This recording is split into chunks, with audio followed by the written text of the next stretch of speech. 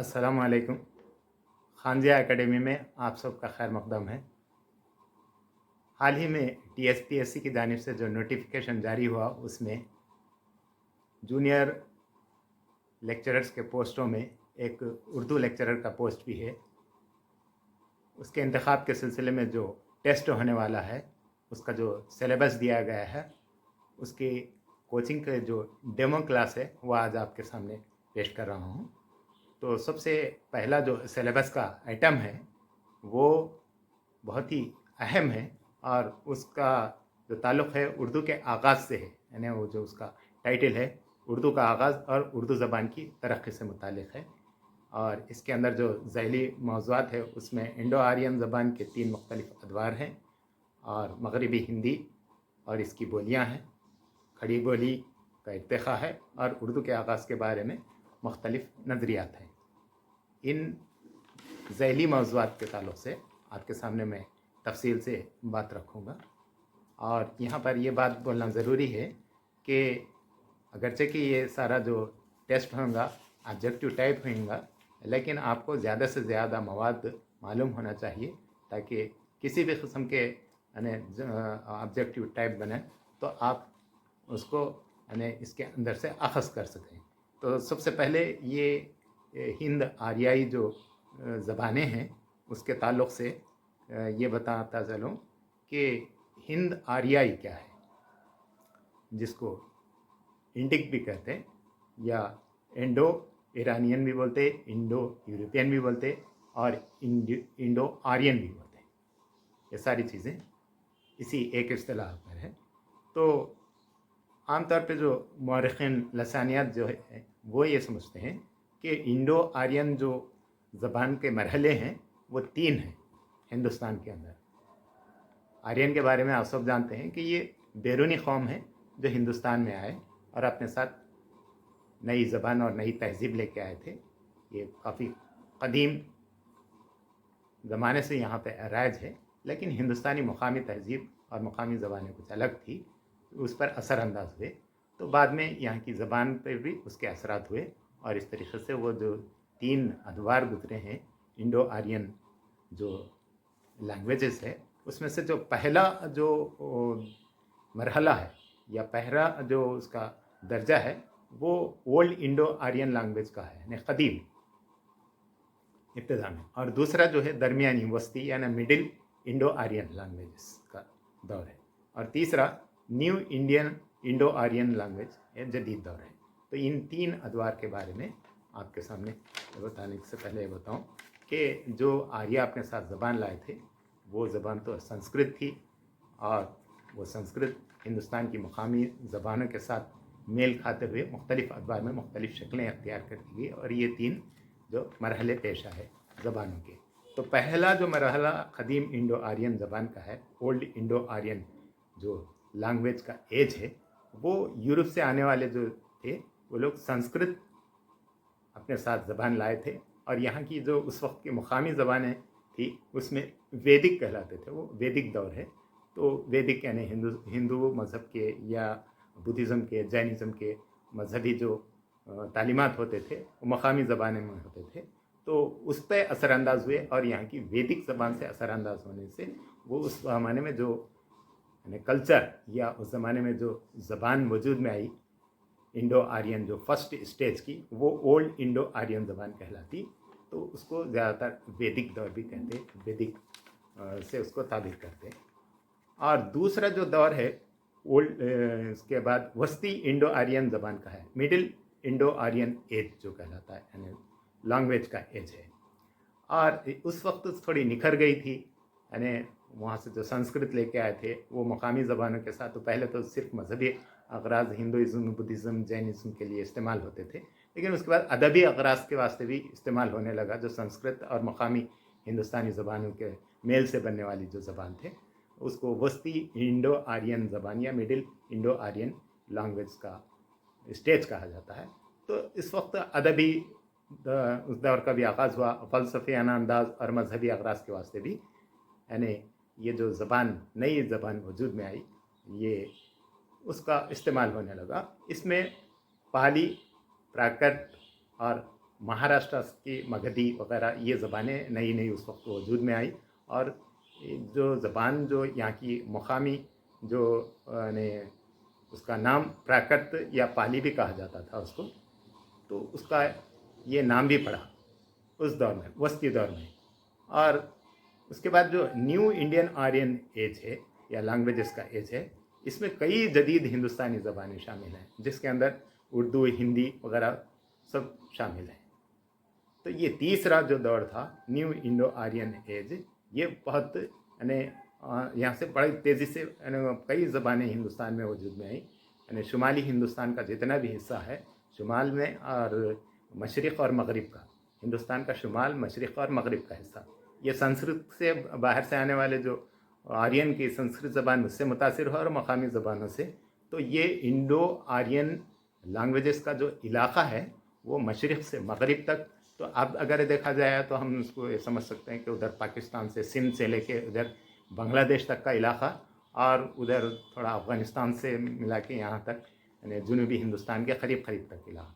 क्योंकि जनूबी हिंदुस्तान की ज़बानें बिल्कुल अलग हैं, ये संस्कृत से मुतासिर भी नहीं हुई और संस्कृत इसकी यानी इसकी लिपि में भी नहीं शामिल नहीं है। यहाँ की जो ज़बानें हैं वो द्राविड़ ज़बान कहलाते हैं। जैसे तामिल है उसकी जो मेन ज़बान तामिल कहलाती है, तामिल, तेलुगु और मलयालम, ये जो ज़बानें हैं, कन्नड़, ये ज़बानें हैं, ये इसमें इंडो आर्यन लैंग्वेजेस के इसमें नहीं आती। बाकी जितनी भी ज़बानें हैं, वो उड़िया हो या न तो बंगाली हो या न तो पंजाबी, और जितने भी यहाँ की ज़बानें हैं, और शुमाली हिंदुस्तान से लेके मराठी तक की ज़बान भी, ये सब, और उसके अंदर गुजराती भी शामिल है।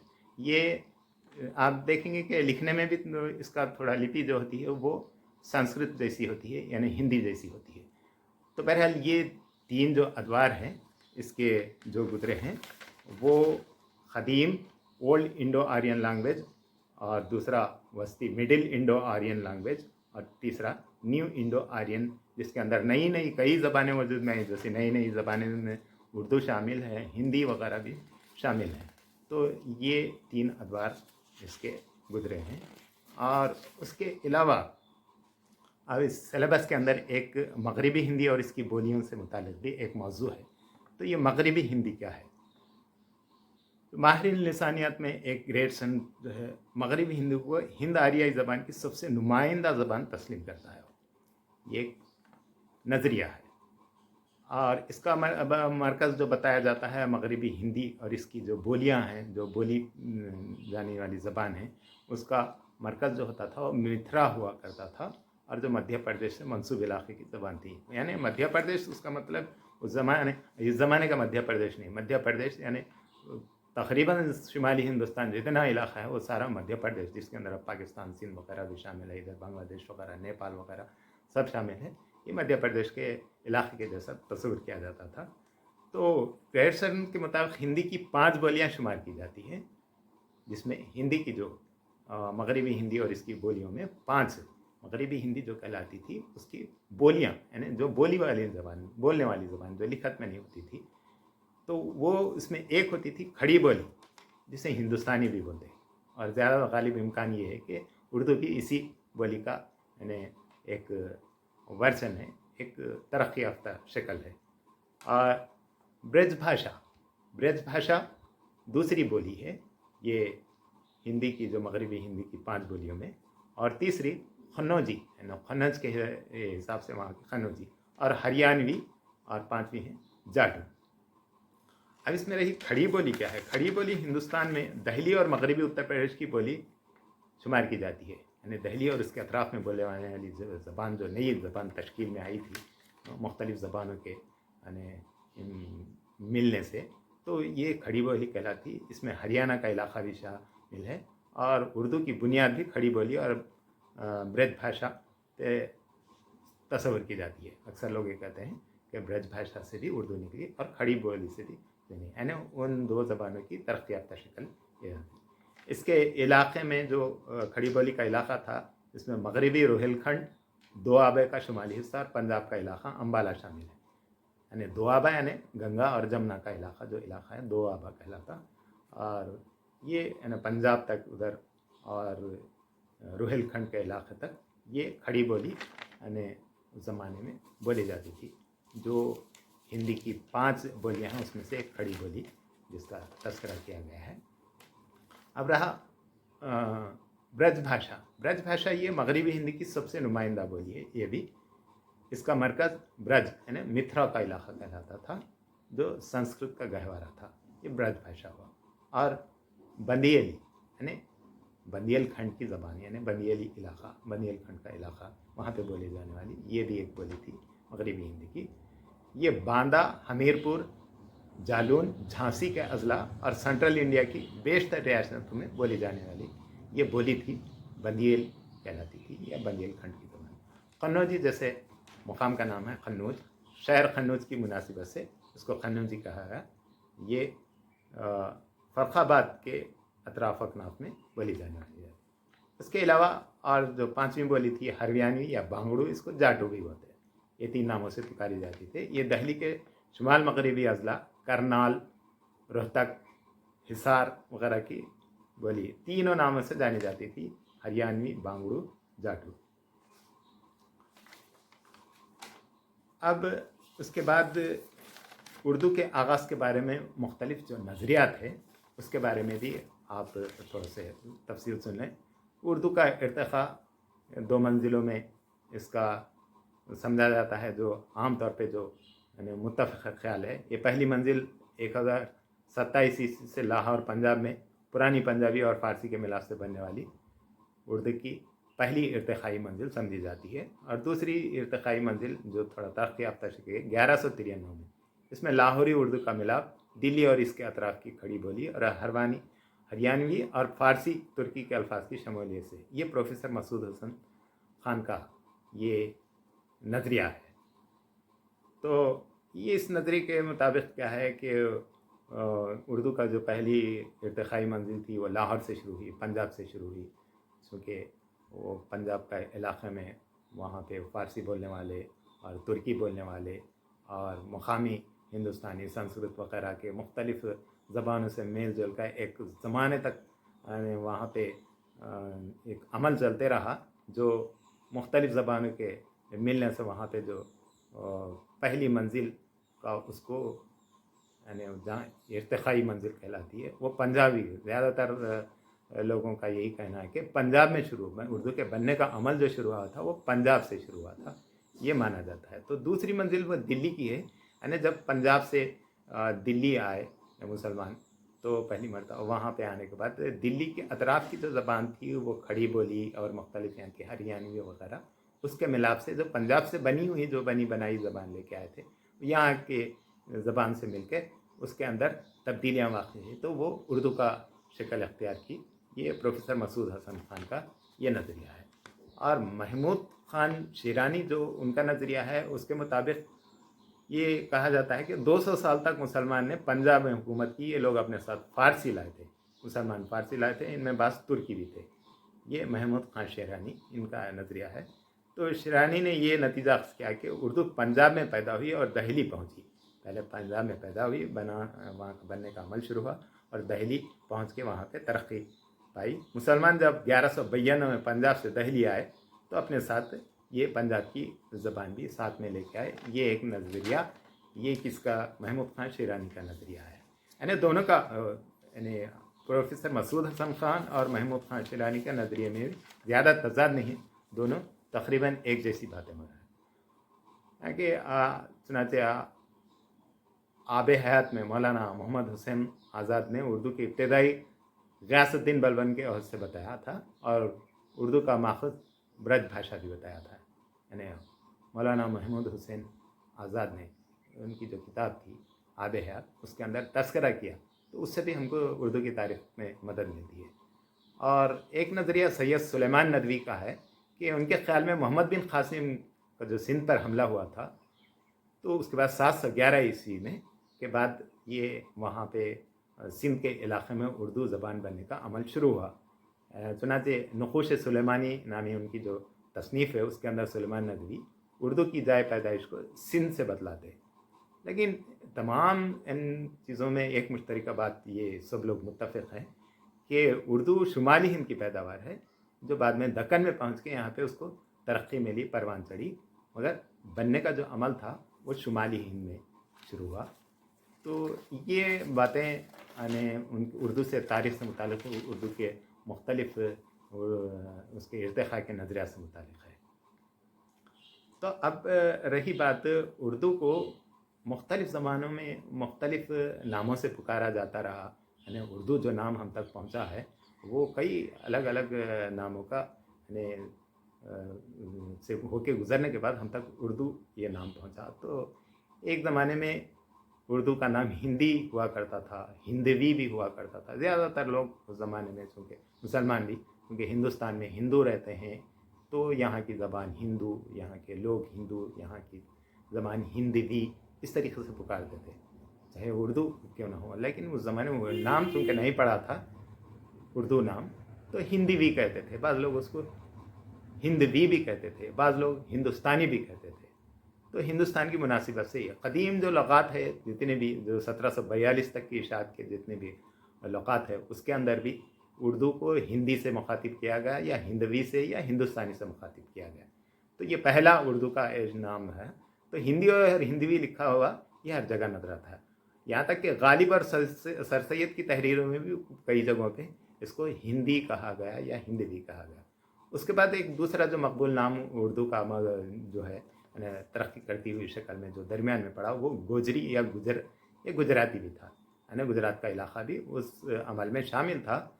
तो वहाँ के मकामी असरात से भी चूँकि ये मुतासिर हुई, तो गुजरात के इलाके की मुनासिबत से इसकी कदीम शक्ल में गुजरी भी एक उर्दू के नाम की एक शक्ल है।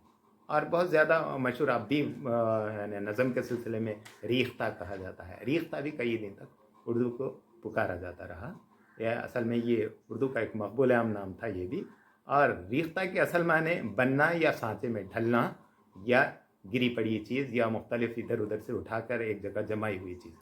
क्योंकि उर्दू भी मुख्तलिफ ज़मानों का मजमुआ है और यहाँ वहाँ से चुन के उठा के उसको यानी सजाया गया, बनाया गया, इसलिए भी ये समझ में आता है कि उर्दू को रीख्ता कहा गया था। चुनांचे आब हयात में मोहम्मद हुसैन आज़ाद ने भी इसको यानी लिखा है कि उर्दू की जगह रीख्ता यानी मुख्तलिफ ज़बानों का मुरक्कब है ये, इसको उर्दू बोलने के जगह रीख्ता कहा है, यानी मुख्तलिफ ज़बानों का रीख्ता यानी मजमुआ उर्दू को कहा गया। रीख्ता दरअसल में मुकामी मौसीकी और फ़ारसी मौसीकी के रागों का मुरक्कब भी था, जो एक नई शक्ल अख्तियार किया गया। तो मुग़लिया दौर में एक जो मौसीकी थी, मुकामी मौसीकी और फ़ारसी मौसीकी, जो फ़ारस से जो आई थी, उसका जो एक यानी मेल दोनों का, यानी मुकामी मौसीकियों का, और हर ज़माने में मौसीकी को अपनी एक एंटरटेनमेंट के तौर पर इस्तेमाल किया जाता है। तो यहाँ पे उस ज़माने में भी शाही ज़माने में मौसीकी का इस्तेमाल होता था होगा। तो जो लोग फ़ारस से लेके आए थे, फ़ारसी यानी ईरान से लेके आए थे, वो अपनी मौसीकी और हिंदुस्तान की क्लासिकी मौसीकी, उसको जोड़कर एक मौसीकी जो बनाई गई थी, वो मुग़लिया दरबार में उसको रीख्ता कहा जाता था। तो चूँकि वो नज़म में होती थी, मौसीकी में होते हैं गाने वाले होते हैं, गवैये होते हैं, तो उर्दू नज़म को भी इस्तेमाल करते थे, उसको भी रीख्ता कहा गया। हो सकता है इसी तरीक़े से उर्दू का नाम भी रीख्ता पड़ा, लेकिन रीख्ता एक मौसीकी की शक्ल भी कहलाती है। तो चूँकि उर्दू नज़म की शक्ल में परवान चढ़ रही थी, इसलिए उर्दू नज़म को शायरी को भी रीख्ता कहा गया था, क्योंकि हर ज़बान इब्तिदा में नज़म की शक्ल में ये रहती है, बाद में उसको नसर में आती है। उर्दू भी इब्तिदा में नज़म की शक्ल में थी और वो भी रीख्ता कहलाती थी। उमूमन आप लोग गालिब के आशार में भी सुनते होंगे कि रीख्ता गो, इस तरीक़े से। तो एक नाम उर्दू मोअल्ला भी है, ये उर्दू का नाम। ये उर्दू मोअल्ला जो है, शाहजहाँ का जो अपना दारुल हुकूमत था, तो उसने किले मोअल्ला बनाया था। यानी दिल्ली से जब शाहजहाँ यहाँ पे दिल्ली को मुंतकिल किया अपना दारुल खिलाफा, तो उसमें हम एक नया किले मोअल्ला बनाया। यानी मोअल्ला से मुराद आला, बुलंद पाया, यानी बुलंद किला, मतलब ऊंचाई में नहीं, यानी दर्जे में बुलंद, इस तरीक़े से। क्योंकि किले में लश्कर होता है, और लश्कर, चूँकि ये लश्कर जो लफ्ज़ है, ये लश्कर फ़ारसी जो उर्दू जो लफ्ज़ ये तुर्किस्तान का लफ्ज़ है, तुर्की लफ्ज़ है उर्दू, जिसके माने होते हैं लश्कर। यानी तुर्किस्तान के भी यहाँ के फ़ौजी यहाँ पे आए थे, तो वो लोग लश्कर को उर्दू कहते थे तुर्की ज़बान में। तो लश्कर जहाँ होता उस मकाम को भी उर्दू के नाम से हुआ है। यानी उर्दू मुअल्ला किसको कहा गया? किले के अंदर जो बोले जाने वाली ज़बान उस वक्त होती थी, यानी किले मुअल्ला में जो बोली जाती थी, और चूँकि लश्कर की ज़बान बोल के भी कुछ दिन तक मशहूर हुआ, तो उर्दू मुअल्ला यानी किले की लैंग्वेज को कहा जाने लगा। आहिस्ता आहिस्ता वो उर्दू मुअल्ला का मुअल्ला चलेगा और उर्दू इसमें बाकी रह गया, जो उर्दू ज़बान कहलाई। और उर्दू लफ्ज़ के असल के बारे में तहक़ीक़ बतलाती है कि लफ्ज़ उर्दू तुर्की ज़बान का है, जिसके माने लश्कर के हैं। चूँकि इब्तिदा में ये ज़बान ज़्यादातर लश्कर के लोग यानी फ़ौजी बोलते थे या किलों में इस्तेमाल होती थी, इसलिए लश्कर की मुनासिबत से उर्दू कहलाई।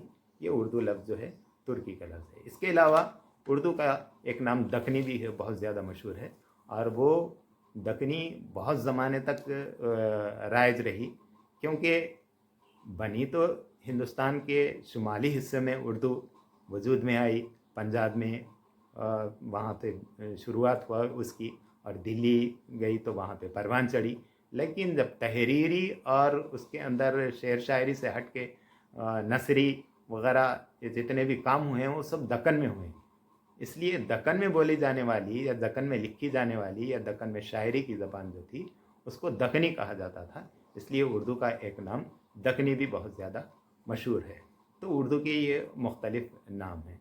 बहरहाल जो ये मौज़ूआत जो पहले यूनिट है, ये जूनियर लेक्चरर का उर्दू के पोस्ट के लिए जो सिलेबस मुकर्रर किया था, उसके बारे में मैंने ये चंद तफसीलात आपके सामने रखी है। अब आपको इसमें से ऑब्जेक्टिव टाइप बनाने का है। ये तो तफसील हुई, इसमें से हर अहम चीज़ को आप अपना बिट बना लें और उसको एक ऑब्जेक्टिव के तौर पे महफूज रख लें। तो इस तरीके से आप इसकी प्रैक्टिस कर सकते हैं। तो जो भी ये उर्दू का जो जूनियर लेक्चरर के पोस्ट के लिए तैयारी करना चाह रहे हैं और जो भी मेरी जो कोचिंग से इस्तेफ़ादा करना चाह रहे हैं, वो लोग मुझे कॉल करके मुझसे रब्ता कर सकते हैं 9440743164 फ़ोन नंबर पर भी, और इस तरीके से मेरे ग्रुप में भी शामिल हो सकते हैं। तो खुदा हाफिज़।